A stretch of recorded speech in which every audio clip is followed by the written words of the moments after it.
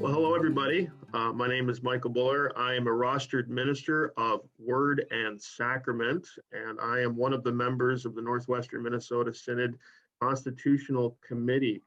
We're just doing some brief introductions, but we're so thankful that you're looking into wanting to know how to update your Constitution, and we hope that these videos will help you be able to do that. So who else is with me today? I'm Carla Mickelson, and I serve as Associate to the Bishop for Synodical Administration. Basically, in a nutshell, that means I deal with all things paper.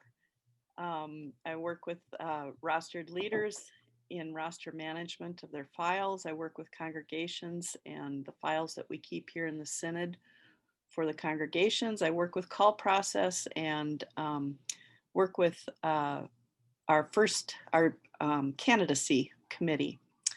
So I also work with the Constitution and have the help of both Pastor Michael Buller and Randy McGuire. So Randy, would you like to introduce yourself? Sure. I'm Randy McGuire. I'm a synodically authorized minister. I serve at Bethel and Zion congregations in Bagley. And I am rather new to this committee. I've done some constitutional work in another life, but this seemed to be an interesting endeavor.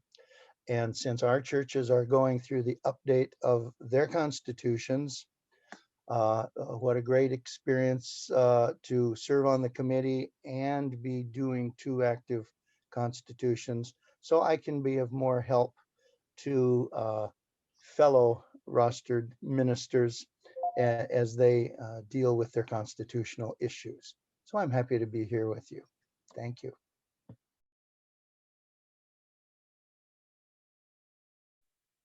Now, the first question that we want to look at today is the very basic, how do we update our Constitution? So Michael, would you like to give us some little clarification on the overall picture here? Yes, thank you, Randy. I'll certainly try. I mean, first off, thank you for looking to actually update your Constitution. This is a big endeavor, and I can assure you that this is a big endeavor that will mean a lot for a very long period of time. So it's good that you want to take this step. The first thing that you want to do is you want to collect all of the governing documents that are currently at play in your congregation.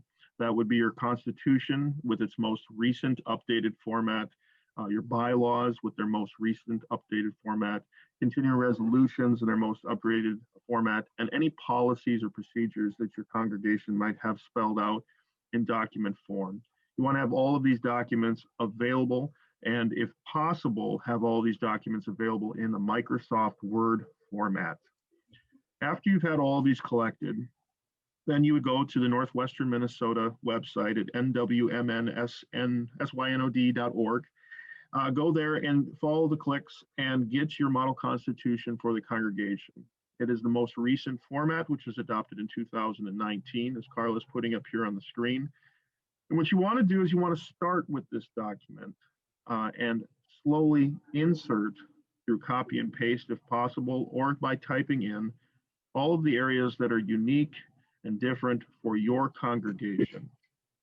So as you do that process, you're going to see that there are some areas where it's very simple to put in information, like for instance with C101, it'll be very simple. The name of this congregation shall be, and you insert the name of your congregation. Insert which state you're in, and which actually has been taken care of you in C111. What's C102 here for the purposes congregation of, okay, so again, insert your full legal name. What is on your charter is what you would like to place in this. Now, as you work through the model constitution, you're going to see two different types of provisions. You're going to see chapters that have a little asterisk by them, and you're going to see chapters that do not have an asterisk by them. So right away, here we see that chapter 1 does not have an asterisk next to it, while chapter 2 does have an asterisk next to it. The reason why for this delineation is that chapter 1 is very specific and very unique to your particular context. Your church's name is unique and different from any other congregation's name, while chapter 2 is something that we share in common with all congregations in the ELCA. So all congregations are expected to have these provisions word for word as they are written. Your job as you're updating your constitution is to look at your constitution and read it line by line to the model constitution. And if there's any areas of difference, you want to conform your constitution to the model constitution word for word. There'll be other areas that are a little later in the Constitution that do not have asterisks next to them. These are chapter 10, 11, 12, 13, and 14 of the Model Constitution. These areas deal with self-governance. So for instance, chapter 10 works very specifically with how a congregation will meet. So how you will meet, when you will meet, all of these areas are very unique again to your particular context. These provisions, yes, are not required. That is true. If your congregation would like, you could completely remove all of these provisions. However, we advise strongly you at least take them seriously. And the reason why is because they have been developed and shaped over a long period of time with other congregations just like you, all throughout our large church that covers a large area. And over time, these provisions have been developed. They're here to help you and to guide you. And a little bit later, we'll talk about the easy way of adopting these provisions. We'll talk about the hard way of adopting these provisions. At this point, it's just important to realize that it's best to just conform your constitution as closely as you can to the model constitution. Anything that's unique or different to your congregation, you can bring in as a bylaw or a continuing resolution. But these are here to help you and help give you structure so that your constitution will make sense for all of your leaders as they try to understand how to do the work of the church together.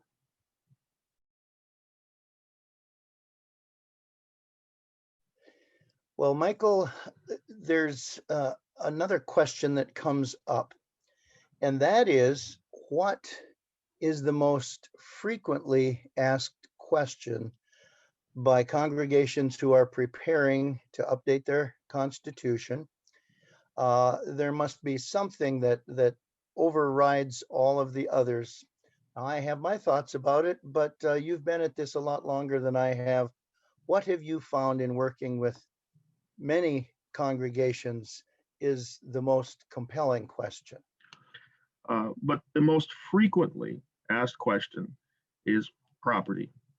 What is the ELCA doing with our property? How do they want our property? And how do we take our property? And the first answer to that is the ELCA is not here to take your property. And the Synod is not here to take your property.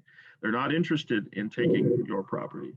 They're structured in such a way that they're trying to actually help you take care of your things in a way that will actually mean that it can do ministry in your name for as long as possible. In perpetuity would be the right word here. Right. All things property related can be found in chapter 7 of the Model Constitution. And it's very clear that it is not interested in dealing with anything that is property related.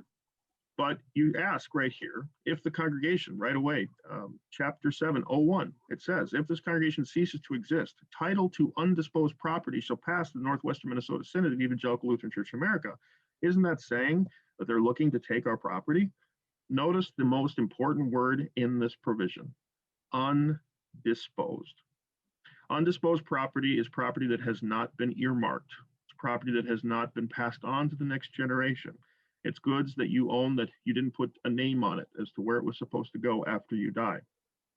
The best thing I can advise to you when it comes to the matter of property is to get all of your things in order so that if the time comes that your congregation must close, all of your property will go where you want your property to go. Now, Michael, another question that comes up in regard to the Constitution is, what do all these numbers and letters mean at the beginning of each line? They must have a purpose. And I wonder, I know this is technically called codification. And what is that all about? Certainly can try.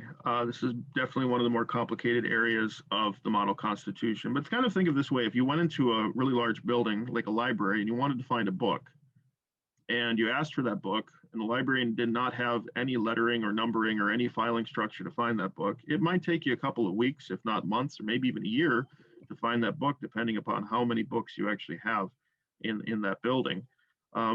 So you got to look at the Constitution as a living, breathing document. It's a document that is being used by all your congregation council, all of your committees, all of your boards, all of your teams, whatever group that you have that accesses this document. They need to be able to find their information. They have to be able to find it quickly. And so we've come up with a codification or a numbering system that makes it possible for all policies, procedures, and ways the congregation structure itself can be all in one spot. So provisions, bylaws, continuing resolutions, policies, all of these things are housed in one document that everybody can look to and be a central authority that governs the congregation as they live into the mission of your church. So the numbering system, as we have in front of us, starts with the letter C. Now, you'd think that C means chapter, but really C does not mean chapter. C means congregation. The reason why this specification is because not only do the congregations have a constitution in the LCA, but the synods have a constitution as well. And so in their constitution, it starts with an S. And also the church-wide organization with the name ELCA, they too have a constitution. And their constitution is the central authority for all synods and congregations. And so their chapters just begin with numbers. So it's important to understand that all these documents are actually working with one another. So the C represents that we're dealing with a congregation constitution. The number that follows the C, that's actually the chapter and what chapter number that it is in. So our example in front of you here is C1, that's Congregational Constitution, chapter number 1. That's what C1 means. Then C1.01 dot indicates which provision number in that chapter you're actually speaking about. Chapter 1 has 3 provisions, C1.01, C1.02, and C11. So that way, you're able to quickly find them right away. Well, let's say your congregation wanted to amend provision number 1 of your constitution. They wanted to amend it with a bylaw. Well, if that bylaw was going to be written and housed in chapter 1, provision number 1, it would be given an additional number to indicate that it's not a provision, rather it's a bylaw. So the congregation is showing their own particular flair to that provision. That's why it's given the title Congregation Chapter 1, Provision 1, Bylaw Number 1, or C10101. But on top of that, your congregation decides, your congregational council decides, we'd like to add something even more further to the bylaw that the congregation offered. And so when a continuing resolution is incorporated and added, you have a different numbering system, C101, and then the letter A to indicate that this was the first continuing resolution of the year, and the year number 20. So it means that it was the first continuing resolution adopted in the year 2020, or given the title C101A20.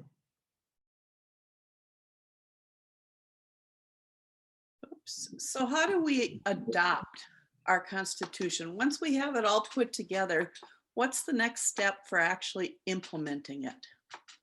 Well, we've divided this into 2 categories, and I obviously we're really trying to lead you down a certain path, but there is the easy way, and then there is the hard way. And the hard way can break up into many different proliferations, but the easy way is the way that we hope that all of our congregations will actually try to pursue. The easy way takes the model constitution, both required and non-required provisions, and seeks to adopt them word for word all the way through, fitting and conforming the non-required provisions to fit to your particular context when it comes to like quorum size and how much money you would like your congregation council to be able to spend over and above the budget. Small things of this nature. So the substance of the provisions are not changing, but the context of them are fitting the context of your congregation. This subcommittee will review your document, and if we have come to believe that it is just going towards conformity, but it's not changing anything, no substance is changing, then all you need to do is take it to your council for their adoption. They will then give a 30-day heads up to the congregation that the next regularly called meeting of this congregation, we will be adopting the Constitution. When it goes to the floor, there will be a need for a motion, a need for a second, time for discussion. And after the discussion has taken place, a 51% vote is all that is necessary, and it becomes the law of the land. That is the easy way. In brief, let's just say that there are things that we need to adopt that are very specific to our congregation, and they've been revised from a past constitution. I will try to be as brief as I can be. I appreciate the word "in brief" there. First off, there are required provisions and non-required provisions. Required provisions are the same in every single ELCA congregation throughout the entire ELCA.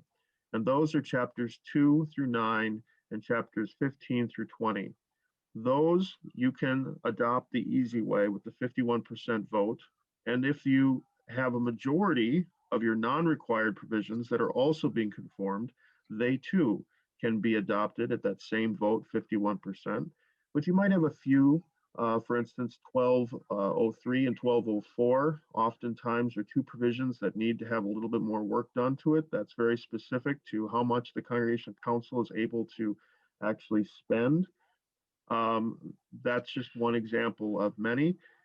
In that case, let's say that the only provision that you did any alternative work to, let's say, was C1204, that provision would be then divided or separated from your Constitution. The first vote would be for all of the stuff in conformity, 51% vote, done. The second one would be reviewed. It would be then voted upon. Again, a 51% vote is necessary, but then the provision would be sent to the Synod Council for their approval. You'd have to wait for them to have their regularly called meeting and wait for their approval before you can then bring it back to your congregation to either work on or for your congregation to adopt. So let's say the Synod said they thought everything you did was just fine. Then at your next regularly called meeting, a 2/3 majority vote would be necessary for it to be passed. And at that point, that provision would become part of your Constitution. I think this brings us to our conclusion, and just wondering, what are some good Constitution habits? Well, one right away that, I think that just right off the top of the bat is that our church is in a 3-year cycle. And the 3-year cycle is called Revised Common Lectionary. And there's also something called the Narrative Lectionary that follows that pretty well closely as well. But it divides the Bible up into three parts over a series of 3 years. And the idea is that if you follow the Revised Common Lectionary, you read almost the entire Bible in a 3-year time, which is really awesome. And so our church gets together as all of the congregations under one roof at the end of this 3-year cycle, so calendar C, and makes any changes that have been proposed to our Constitution, to the model Constitution, every 3 years during calendar C. So as a guide, when your congregation is studying the book of Luke and you have entered into calendar C, you can actually signal at the beginning of that year that, you know what, midpoint of this year, the ELCA will be getting together and our congregations of the ELCA will be changing our model Constitution. And so you could even put together a committee who studies ahead of time, gets all their resources and prepared. And when they meet in August, they are prepared to take those new changes and implement them into your Constitution.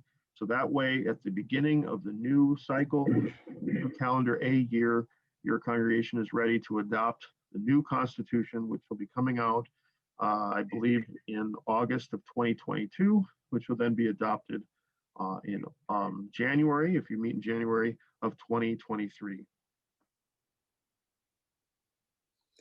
It really is I think the 3-year cycle emphasizes the fact that constitutions are a living document, that they are continually reviewed, that they're continually updated. And so that 3-year cycle is really important. And it's not like you do it once every 50 years. It's it is Theoretically.